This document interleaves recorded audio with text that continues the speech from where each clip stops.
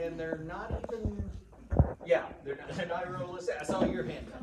His body proportions don't look real. Also, his hair, like his head looks a little off.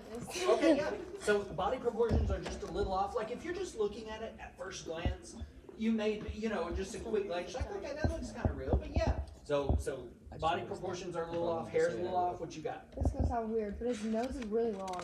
Okay, long nose, maybe not shaped That right. does not look like his nose, You guys. see him on That TV all the looks time, right? So we know what he looks like. Yeah. Nose. What do you got? His other hand and face are wrong. Okay. His other hand and face are wrong. That's right. Let's see. Too smooth. 1, 2, 3, Yeah, it 4. looks Yeah. like a Barbie's hand. We see sort of 4 fingers, nose, Also, it's not pinky. orange. Okay, not original. Okay, yeah. That's it. The pickup truck in the back looks weirdly focused yet kind of clear.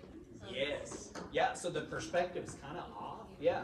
It's also like all of the coloring of different things is also like oddly vibrant for it being like, well, because it's like obviously flooding, it's obviously raining, it's obviously gross outside. Yep. Everything is like what he's wearing and like the guy's hat, like it all looks overly vibrant for That's that right. kind of Yeah. outside setting. Absolutely. The text on the hat is just unintelligible. Yes, thank you. I was wondering if anyone would notice that.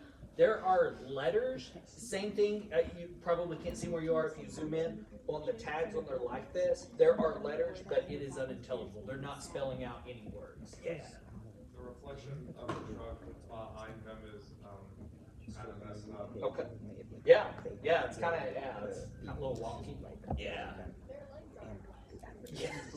Yeah, they're in water, yeah, but their pants seem dry. What, one more, did someone else over here?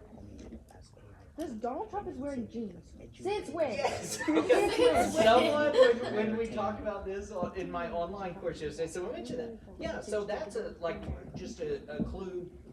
And yeah, absolutely. Have you ever seen him in jeans? I would say even outside of the image itself, just the context, because Donald Trump is a 78-year-old man. He's not going out to help people during floods. Yeah. He's too old for that. Thank you for bringing up context. So that's another one that we could look at without even having to see the image. Not only his age, but thank you so much. That is absolutely true. He's a 78-year-old man. Context though, is Secret Service going to be like, you know what? Yes, strap on that life vest. Wait out there without us in those waters. Go help that guy. Absolutely. That's not going to happen, right? That's not how it works. Was this image off of Facebook? It was circulated on Facebook. You bet it did. Yeah, there was That's a lot how of the old people are. So Yeah. I don't think they would Just, believe and it. if anybody knows who he is, everybody knows he's too entitled to like want. Okay, it doesn't seem like you don't think he would do that. Okay. Real quick,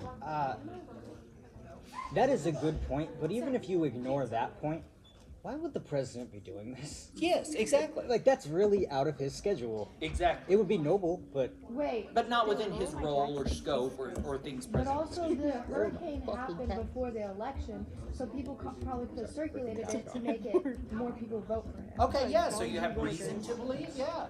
These are all good reasons. All right, let's focus up here, guys.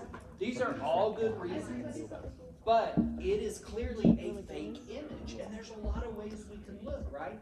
Sometimes it's not as easy. What if, though, we come across, it's not like an AI-generated image, what if we come across a news story that has enough where it sounds like it could be plausible, someone shares something or whatever, what are some, how could we verify that this is accurate, that we're getting good information?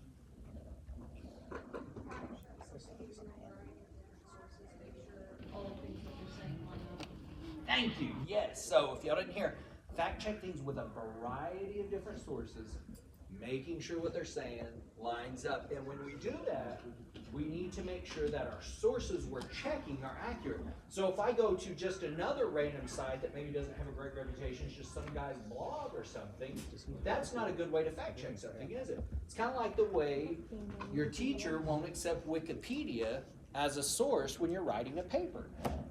Because anyone can create an account and edit a Wikipedia page. Now, say y'all know I love Batman. Say I pull up Batman's Wikipedia I page. love Batman. And I just throw in some crazy crap that's not real about Batman.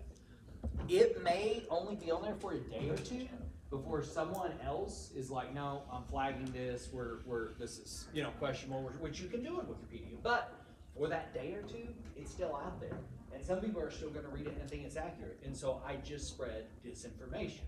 So we need to make sure that the sources we go to are completely are accurate, reputable sources. So, and like you said, a variety of sources. Don't just go to one. Check multiple ones to see. Yeah. Oh, I was itching my head. Oh, okay. So be sure when you see stories online, or just when you're writing papers for school or whatever, when you see posts online, it is okay to fact check those things and make sure you're using reputable sources, that the information you're getting is correct. Because like we said, you're not always going to get correct information online. There is so much garbage just floating around trying to mislead you. Well, what if you get like correct information, but it's very dramatized, like it's very dramatic, but it's still correct? Is there still something? Well, I would say still verify it. Check the sources. So maybe it's just written in a way that's dramatizing it, but the information is true. But see if maybe there's more reputable sources, like actual news sources, that sort of thing, that may be reporting the same thing.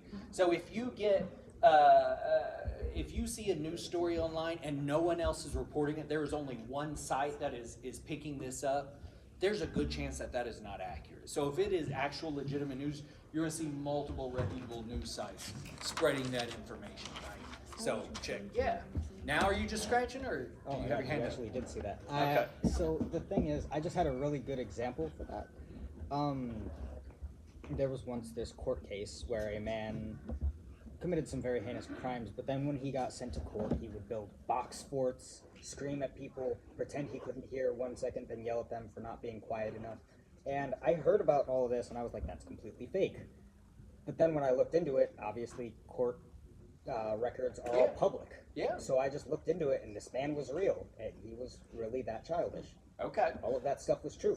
That is So sometimes stories really are just ridiculous, but they're true. and they're true. But that's a great point, because you checked it with court records, that's a verified source, right? So if that happened and it's going to be public record, you could go look. You didn't just have to take the word of what you heard or Wikipedia or whatever, and it ended up being true. So you verified the source, absolutely. So just verify your sources, guys. That's what we're getting at. Don't believe everything you see. Be leery though, and ask yourself, why are people trying to scam me? I know this isn't exactly a cybersecurity lesson, but be very cautious before you just hand out your information online, please. Know if something sounds too good to be true, it probably is. I know y'all know this, so here's the deal. Y'all probably know this better than older generations know this, but my mom, I'm not saying she's old, but I'm saying she did get scammed one time on the computer by thinking it was really her bank contacting her about something. And next thing you know, she was putting in her account number, trying to verify things and all that. So in that situation, what could she have done? She could have actually called her bank or gone up to the bank and shown them or talked to them, rather than just assuming that this really official looking email, realistic looking email she got was real. Could have verified it. So just be so cautious and know that you're going to encounter every day information, misinformation, and disinformation. Know the difference and know how to verify what you're seeing. And if you think something's fake, for goodness sakes, don't spread it. Be part of the solution, not part of the problem. Yeah. I think there are situations where, like, whatever you're doing in real time can affect how you believe those things. Because recently, I pulled into, this was a couple months ago, I pulled into a college I'm going to for the first time, and I didn't know if I was supposed to pay for parking or get a parking pass. But during class that day, I got a scam text saying you have an unpaid parking ticket. And normally I would have just written it off as a scam, but because I was in a situation where I was like, oh, maybe I do. Maybe I was supposed to pay for my parking. It could have gotten to me, but I talked to like some of the teachers and they were like, no, you don't need to pay for parking here. But yeah, there are times where you can be tricked into believing these things just because, you know, maybe you didn't realize you drove past a toll road or something. Absolutely, and that's a great point. Yeah, well, the circumstances you're in may. And the funny thing is, they just sent that to you at random, not knowing that that day you had a parking situation. But that's what they do. They send these mass things out randomly, knowing that they're going to hit on a few who are like, I mean, yeah, I have a parking issue. My son had the same thing happen. He had a text come through saying he had unpaid tolls in Texas. Well, he had just recently went to Texas, and so he's like, this says they're going to take my license if I don't click this link and pay. And so, you know, he kind of talked through it, and he's like, I don't think it's real because, A, I drove your car, so they would have your name. And I was like, yep. And so we walked through, and he's like, this is a scam, and he deleted it. But yeah, absolutely. But it was realistic enough because he'd just been to Texas where he believed it. Someone had their hand raised over here? Let's see. Okay. All right, guys, that's all I got. I'm going to turn it back over to your teacher. So just remember, don't be spreading that false information, and verify everything before we just blindly trust.